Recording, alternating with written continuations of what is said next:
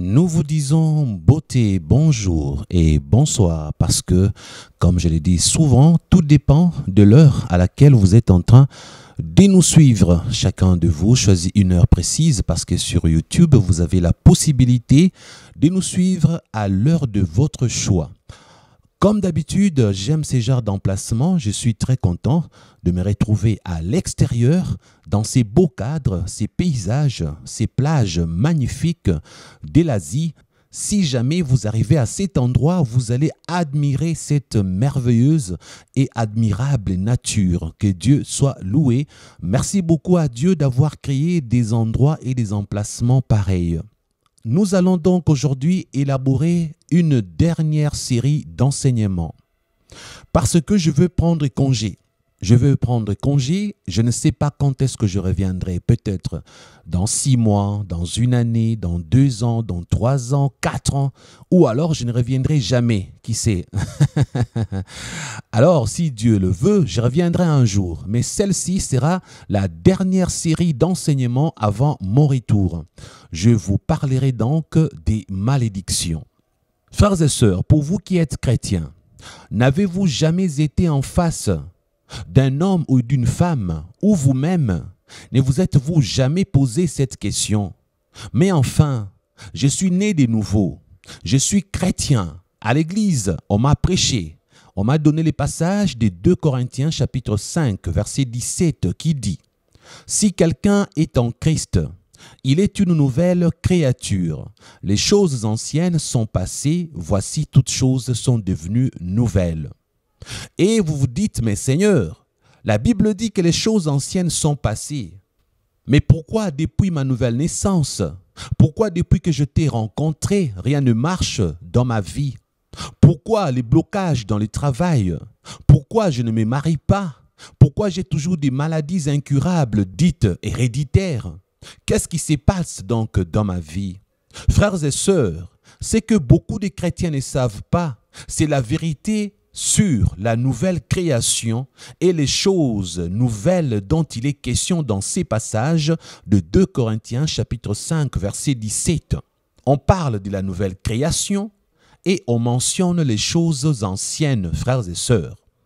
Écoutez donc, ce que beaucoup de chrétiens ne savent pas, c'est la vérité que la nouvelle création et les choses nouvelles dont il est question ici, c'est surtout d'abord un changement d'esprit, des mentalités et des comportements pour la vie éternelle. Ça veut dire que vous êtes sauvés. Les choses anciennes sont passées parce que vous êtes devenu une nouvelle créature. Mais enfin, les choses anciennes, quelles choses anciennes? C'est-à-dire la condamnation liée au péché d'Adam et Ève, frères et sœurs, ainsi qu'à nos propres péchés. Donc, les choses anciennes dont parle Paul dans 2 Corinthiens 5, 17, il s'agit de la condamnation, le péché adamique, le péché originel, le péché d'Adam. Il s'agit de cette condamnation-là. Nous sommes tous nés dans le péché, lequel le péché d'Adam et Ève. Les choses anciennes, il s'agit aussi de nos propres péchés que nous avons. Nous avons vécu dans le péché, nous les avons commis. Oui, il s'agit aussi de nos péchés. Donc, les condamnations multiples de nos propres péchés disparaissent. Mais la Bible ne mentionne pas sur les conséquences de nos péchés passés. Parce que si tu avais fait la prostitution et que tu avais attrapé le sida, les choses anciennes veut dire le péché de la prostitution te seront pardonnés. Le péché de la prostitution te seront pardonnés. Mais les conséquences causées par tes péchés de la prostitution vont demeurer. Donc le sida comme conséquence va rester. Pour que tu sois libéré, délivré du sida que tu avais attrapé lorsque tu t'es prostitué, il te faudra chercher la guérison miraculeuse en complément. Ce qui veut dire que les choses anciennes dans ces passages ne concernent pas les conséquences de péchés commis. De la même manière, tes parents ont eu à pécher, ont touché les fétiches, ont pris des alliances occultes avec Satan, avec la malédiction de tes ancêtres, les abominations, les testaments spirituels, Lorsque tu nais de nouveau, les conséquences engendrées par leurs alliances avec le monde des ténèbres demeurent dans ta vie parce que tu as un lien qui te relie avec ta famille naturelle, biologique, un lien des sangs. Tu ne seras pas coupable de péchés commis par tes parents ou tes ancêtres, mais tu subiras les conséquences de leurs actes parce que les conséquences sont à vaincre dans les délivrances, en cherchant les guérisons miraculeuses. C'est ça la nuance. Toi, chrétien et chrétienne, qui croyez que les choses anciennes veut dire que même les conséquences du péché, je pense que tu es éclairé. Amen. Frères et sœurs, les choses anciennes passent, il s'agit aussi de l'homme animal qui meurt lors de la nouvelle naissance. Parce que désormais, cet homme animal sera soumis par l'esprit. Parce que lorsque vous naissez de nouveau, vous devenez une nouvelle créature. Vous décidez de marcher selon l'esprit et non selon la chair. Les choses anciennes dont parle Paul dans 2 Corinthiens 5, 17, ce sont celles de la loi de Moïse également, ainsi que la justice qui vient de préceptes de cette loi, à savoir la circoncision. La nouvelle créature donc est libérée de ses chaînes par rapport aux condamnations spirituelles. Cependant, l'ancienne nature ne disparaît pas d'office, mais nous avons par Christ le pouvoir de l'abandonner. Laissez-moi vous faire une démonstration. Vous qui pensez que lorsque vous devenez une nouvelle créature, et que toutes choses doivent passer sans exception aucune, je vais vous éclairer. Parce que lorsque tu étais païen, tu avais une femme païenne, tu viens de te convertir. En rentrant chez toi à la maison, tu vas retrouver la même femme, la même épouse, toujours païenne. Elle ne va pas te dire, puisque tu es converti, je m'ai converti aussi. Oh ma sœur, tu es mariée. Tu étais mariée avec une païenne, tu viens de te convertir, tu deviens une nouvelle créature. Mais lorsque tu rentres à la maison, tu vas rencontrer le même monsieur, toujours païen, buvant de l'alcool, se droguant et faisant tout péché possible. Vous voyez, les choses anciennes, si toutes choses sans exception, cela veut dire qu'en rentrant chez toi, automatiquement ton partenaire du mariage se convertira aussi comme toi. Non, non. Les choses anciennes, eh oui, exemple, tu avais un travail médiocre, tu auras toujours le même travail médiocre. Cela ne veut pas dire que comme tu viens de te convertir, tu deviens chrétien ou chrétienne. Automatiquement, tu vas acquérir un nouvel emploi, un nouveau travail. Non, non. Si tu veux un nouveau travail, un nouvel emploi, tu dois prier pour ça. Tu dois jeûner, faire de prières, demander à Dieu un nouveau travail, frères et sœurs. Je suis content de voir que vous commencez à comprendre. Les choses anciennes, il ne s'agit pas de toutes choses anciennes. Il y a des choses anciennes qui ne disparaîtront pas par ta nouvelle naissance. Il faut nuancer. Les choses anciennes, si je peux encore me résumer, le péché adamique, ainsi que d'autres choses liées à la loi de Moïse, de préceptes, ainsi que des ordonnances de l'Ancien Testament. Quant à ta propre famille, les choses anciennes, tes propres péchés te seront pardonnés automatiquement lorsque tu nais de nouveau. Le péché de tes parents ne te seront pas imputés. Mais par contre, les conséquences de tes propres péchés demeureront. Si tu veux te débarrasser des conséquences de tes propres péchés, tu dois chercher la délivrance, la guérison spirituelle. Si tu veux que les malédictions de tes parents ne puissent pas t'atteindre, tu n'es pas coupable de leur malédiction, de leurs alliances avec le monde des ténèbres, mais tu dois chercher la délivrance. Tu dois chercher des guérisons miraculeuses. Donc, je pense que là-dessus, vous avez compris. Donc, un chrétien peut chercher la délivrance pour les conséquences des péchés de ses parents, de ses ancêtres. Alléluia. Vous verrez quelqu'un qui est converti, mais qui a toujours sa maladie incurable. Quelqu'un qui a une nouvelle naissance, né de nouveau, mais toujours avec une maladie héréditaire, n'est-ce pas?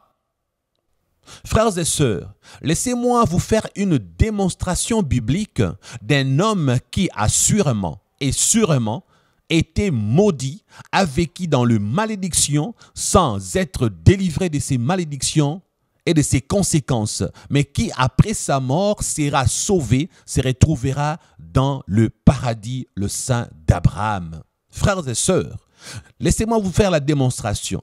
Cette personne s'appelle le pauvre Lazare. C'est Jésus lui-même qui raconte cette histoire dans Luc chapitre 16, versets 19 à 31. Vous connaissez l'histoire. Le pauvre Lazare, ainsi que le riche. Frères et sœurs, c'est étonnant lorsque la Bible commence à raconter cette histoire. Je dirais, beaucoup ont pensé que c'était une parabole, mais nous vous avons dit que ce n'était pas une parabole. Parce que lorsque Jésus donnait les paraboles, il ne donnait pas le nom de concernés, les noms des acteurs de la parabole. C'est vrai, dans certaines versions de la Bible, les anciennes versions, on a eu à écrire parabole. Non, ce n'était pas une parabole. Si vous avez des versions actuelles, vous verrez qu'on a enlevé parabole. Parce que Luc, qui est l'auteur des Actes des Apôtres, ainsi que de l'Évangile selon Luc, n'avait jamais dit que c'était une parabole. C'était ceux qui avaient traduit la Bible, qui avaient pensé que c'était une parabole et qui l'avaient intitulé à l'époque parabole. Ce n'était pas une parabole. Jésus-Christ en avait parlé comme un fait qui a eu lieu dans le spirituel parce que Jésus-Christ est présent dans ces mondes physiques ainsi que dans les mondes spirituels. Poursuivons. Jésus dit, il y avait un homme riche qui était vêtu de pourpre et de fin lin et qui, chaque jour, menait joyeuse et brillante vie. Par contre, un pauvre nommé Lazare était couché à sa porte, couvert d'ulcères. Vous entendez? Et désireux de se rassasier des miettes qui tombaient de la table du riche, et même le chien venait encore lécher ses ulcères. Frères et sœurs, Lazare était pauvre de son vivant. Non pas seulement qu'il était pauvre, mais il était là, désireux de se rassasier de miettes de nourriture qui tombaient de la table du riche. Waouh! Quel portrait! Quelle réalité atroce! Quelle réalité macabre! Un homme craignant Dieu, un croyant. À l'époque, on l'appelait les justes. Aujourd'hui, on l'appellera chrétien. Mais quel genre de vie il a mené sur terre? Il était pauvre, malade dans sa peau, pauvre, n'ayant personne de sa famille pour venir à son aide. Parce que tu peux être pauvre. Mais si tu es d'une bonne famille, tu peux quand même jouir de l'héritage de ton père, de ta mère ou de quelqu'un d'autre. Mais dans ces contextes, nous voyons un homme qui n'avait pas la possibilité de se prendre en charge. Vous conviendrez avec moi que par contre, cette histoire, cette réalité de Lazare, le pauvre Lazare, est en contraste et en contradiction avec une vérité biblique que nous annonce David dans le psaume 37, verset 25, qui dit « J'ai été jeune, j'ai vieilli, et je n'ai point vu le juste abandonné, ni sa postérité mendiant son pain. » Frères et sœurs, alléluia. David a dit qu'il a été jeune. Ensuite, il a vieilli. Il n'a point vu un seul juste abandonné. Donc, un juste ne peut jamais être abandonné selon David. En plus, il ajoute, ni sa postérité mendiant son pain. Lazare, toi qui es appelé pauvre Lazare, étais-tu juste? Oui, tu étais juste. Mais pourquoi mendiais-tu ton pain? Tu es en contradiction avec David. Pourquoi tu mendiais ton pain? David a annoncé qu'un juste n'est jamais abandonné. Peut-on dire que de son vivant, Dieu avait abandonné le pauvre Lazare dans sa misère, dans sa pauvreté? Et oui, aujourd'hui dans nos églises, nous avons beaucoup de chrétiens Lazare. Nous avons beaucoup de chrétiennes à l'image de l'homme Lazare. Aujourd'hui, beaucoup de chrétiens, je les appelle le chrétien pauvre Lazare. Ils sont chrétiens, mais ils ne vivent pas les avantages de la vie chrétienne. Ils craignent Dieu, ils ne pêchent pas, mais ils se posent toujours des questions. Moi qui crains Dieu, pourquoi ça ne marche pas dans ma vie? Moi qui suis sainte, je vis dans la sanctification. Je ne vis pas dans la compromission. Pourquoi je suis pauvre Lazare? Pourquoi je dois mendier mon pain? Pourquoi je dois être malade dans ma peau? Ma sœur et mon frère, la réponse est la suivante. Tu n'as pas été délivré. Cherche ta délivrance pour certains domaines de ta vie, frères et sœurs. L'exemple que Jésus a donné sur Lazare parle beaucoup. il était pauvre, il mendiait son pain. David a été clair aussi. Le juste ne peut pas mendier son pain ni sa postérité, frères et sœurs. Je sais que vous avez déjà médité sur la vie de Lazare. Je le sais. Pourquoi une personne ayant la vie éternelle a-t-elle pu avoir une vie terrestre aussi malheureuse comme Lazare? Oui, beaucoup de chrétiens vont mourir pauvres. Beaucoup de chrétiens vont mourir malheureux ou malheureuses parce qu'ils se disent « Je suis né de nouveau, je n'ai pas besoin de délivrance, les péchés de mes parents, ça ne me concerne pas. » Nous, dans notre église, on nous dit une fois sauvé, toujours sauvé. Une fois que tu as Jésus, même les malédictions et les conséquences tombent. Mensonge de certains pasteurs, frères et sœurs.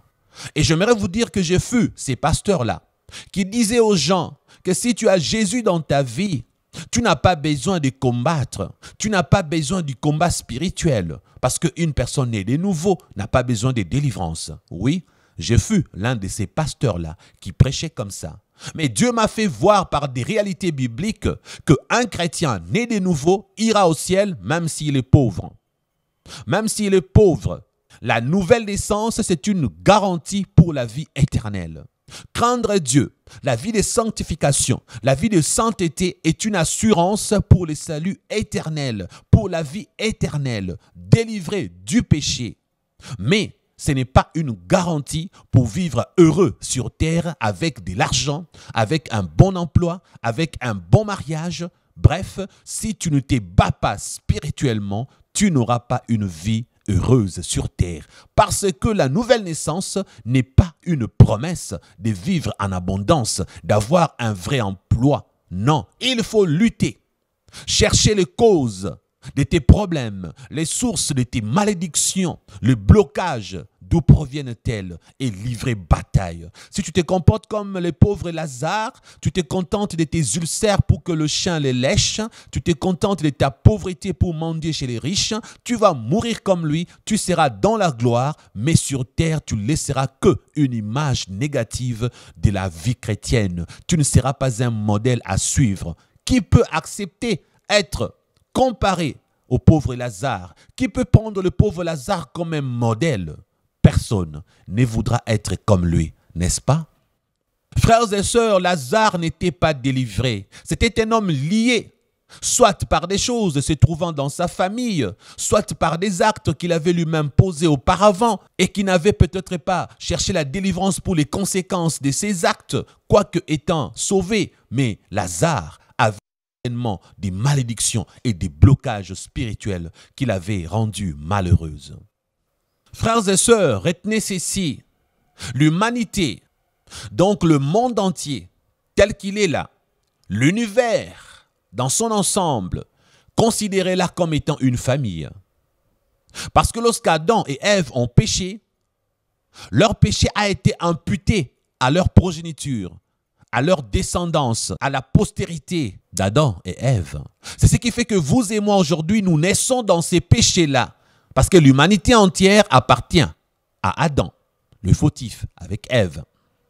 Donc, il y a eu de malédictions originelles qui sont inscrites contre l'humanité entière, contre le peuple entier. Voilà pourquoi dans Jean 3,16, il est dit « Car Dieu a tant aimé le monde qu'il a envoyé son Fils dans le monde, les hommes, les femmes, l'humanité entière, pour que quiconque croira en Jésus-Christ ait la vie éternelle. » C'était pour délivrer l'homme de malédictions originelles à cause du péché d'Adam et Ève. Christ nous a donc délivrés du péché d'Adam qui nous a privés du paradis d'Éden à l'image du modèle que Dieu avait prévu. Frères et sœurs, parlons maintenant de toi. Toi aussi tu as, je dirais, tu as un monde. Le monde dans lequel tu es sorti, c'est ça, ta famille. Si le monde entier est la famille d'Adam et Ève, et le monde entier a subi les conséquences du péché d'Adam et Ève, commence à comprendre aujourd'hui que dans ta famille, il y a aussi tes grands-parents. Un certain grand-père de ta famille avait commis le péché, des alliances avec Satan. Les malédictions liées à ces péchés ont été prononcées.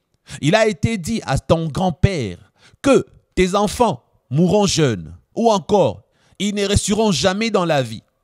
Il a été prononcé des malédictions contre sa progéniture, contre sa descendance, en échange de la bénédiction qu'il cherchait, en échange de l'argent, du pouvoir qu'il cherchait. Il avait dit oui, j'accepte que mes enfants meurent jeunes, que les enfants de mes enfants ne se marient pas, que dans ma famille qu'il n'y ait que de pauvres. Il avait accepté et toi tu ne le sais pas. Tu es né dans sa famille, tu ne le sais pas. De la même manière que nous avons hérité d'Adam les conséquences de son péché, et les enfants héritent aussi les conséquences des péchés de leurs ancêtres. Alors il faut combattre et briser la chaîne.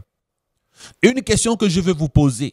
Pensez-vous que le sacrifice de Jésus-Christ à la croix vous épargne de la mort physique à cause du péché d'Adam? Non, non. Donc, la mort de Jésus et sa victoire à la croix nous épargne de la mort éternelle, de l'échec éternel, nous épargne de ça. La mort de Jésus-Christ à la croix nous donne la victoire pour la vie éternelle. Mais regarde, même si Christ est mort à la croix, même si les choses anciennes sont passées, mais la mort physique liée aux conséquences du péché d'Adam demeure. Parce que demain vous allez mourir, on va vous enterrer et la Bible promet que vous serez ressuscités lors de l'enlèvement de l'Église. Donc vous commencez maintenant à comprendre que même Jésus-Christ qui était mort à la croix, il a tout accompli pour l'esprit. Il a tout accompli pour l'éternité. Mais par rapport au monde et à la terre, la Bible dit que le monde entier est sous la puissance de Satan. Voilà pourquoi la Bible dit de Jésus qu'il était venu détruire les œuvres du diable. Voilà pourquoi Paul a dit « Nous n'avons pas à combattre contre la chair et le sang, mais contre les dominations, les principautés dans le monde spirituel, frères et sœurs. » Frères et sœurs, tu as constaté que tu vis dans le blocage. Rien ne marche lorsque tu cherches un emploi. Rien ne marche quand tu cherches à te marier. Tu as fait des tentatives pour avoir des enfants malgré que tu es marié. Ma sœur, tu as toujours des fausses couches. Bref, tu mets au monde mais les enfants finissent par mourir. Bref, frères et sœurs, cherche ta délivrance. Pour des multiples problèmes que tu constates, tu es peut-être dans des malédictions. Cherche à t'en débarrasser. Vous savez, il y a des causes de malédiction dans beaucoup de familles. Les raisons sont multiples, frères et sœurs. Laissons-nous citer quelques-unes des raisons. Parmi les plus courantes, ne considérez pas ma liste comme étant une liste exhaustive, s'il vous plaît. Il y a beaucoup de choses que je ne citerai pas. Laissez-moi vous donner seulement quelques exemples. Quelques raisons multiples qui ont poussé à créer des malédictions et à établir des chaînes de malédictions d'une génération à une autre génération. On appelle ça autrement la loi des séries dans le malédiction. La loi des séries, c'est l'arrière-grand-père, les grands-pères, ton père, toi-même, ça fait 4 générations. Vous voyez? Donc, vous pouvez vous retrouver dans une série de malédictions appelée la loi des séries. Exemple, peut-être qu'un jour, ton grand-père, arrière-grand-père ou ton père avait assassiné quelqu'un, avait tué. Eh oui, cela peut produire aussi une malédiction ou une chaîne. Quelqu'un de ta famille était parti rencontrer un ancêtre ou faire des alliances avec un sorcier. Quelqu'un de ta famille avait couché avec un marabout ou était parti consulter un féticheur, mandona, ou était parti consulter dans le vaudou.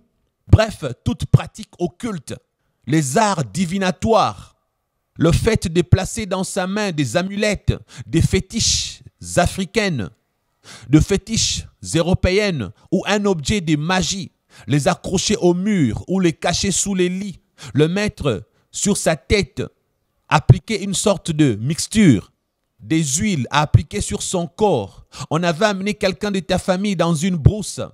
Des rituels ont été pratiqués. Les hommes ou femmes de ta famille étaient nus, dénudés devant des pratiques ancestrales.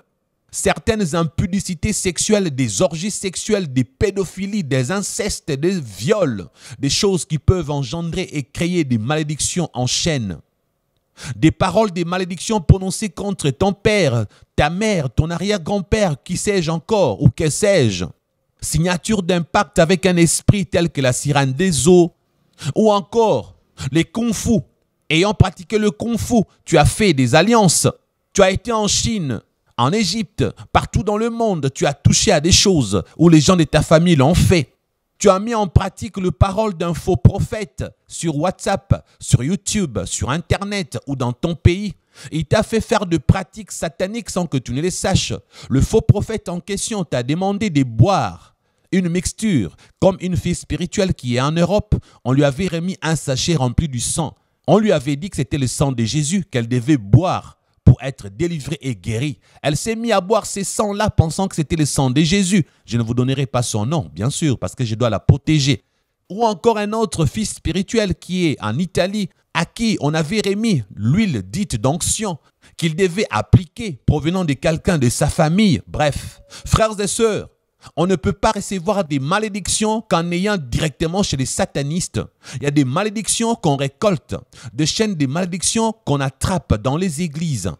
Des églises sataniques où le pasteur est un féticheur sans que tu ne le saches, où le docteur est un marabout sans que tu ne le saches, où l'apôtre est un sataniste, un magicien sans que tu ne le saches. Il t'a fait faire des pratiques, tu as mangé du sel, il t'a purgé, il t'a fait sauter, il t'a fait déshabiller, il t'a introduit les choses dans tes parties intimes. Bref, que de choses que nous entendons. Aujourd'hui, des malédictions, on les ramasse partout. Faites donc attention. Vous savez, il y en a qui pensent que chez les Blancs, ils n'ont pas de problème de malédiction. Laissez-moi, je vais vous faire une découverte aujourd'hui.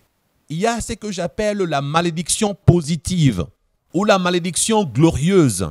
Il s'agit de quelle malédiction?